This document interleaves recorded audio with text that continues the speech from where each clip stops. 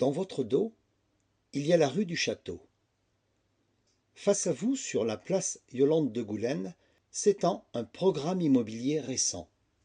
Ce lieu a une longue histoire. Avant le milieu du XIXe siècle, cet endroit était une vigne qui appartenait à mademoiselle Litou.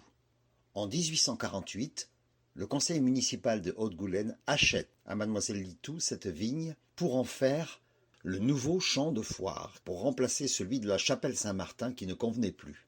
La foire de Haute-Goulaine était très fréquentée et les emplacements des marchands étaient payants.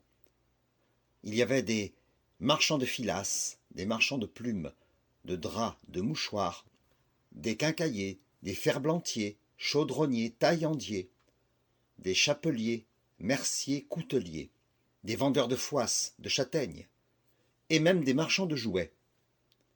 On y venait pour se distraire, mais aussi pour faire des affaires. En 1855, le conseil municipal décide de construire une école de garçons sur ce champ de foire aménagé 7 ans plus tôt. L'école était située tout au fond de la place, à droite, avec son préau. Et sur la gauche, la maison du maître. Une classe d'environ 60 mètres carrés, avec un maître unique pour 60 élèves. En 1884, on plante 5 tilleuls dans la cour de l'école. Aujourd'hui, il en subsiste encore 3 bien visibles. En 1876, on dénombre 89 élèves pour une classe unique, dans 60 mètres carrés. En 1881, des travaux seront entrepris afin de créer une deuxième classe. 130 garçons investiront ces 2 classes. Certains Goulainais se souviennent du jardin de l'école. Il y avait des arbres fruitiers plantés là pour les cours de taille. La taille des arbres fruitiers faisait partie de l'enseignement.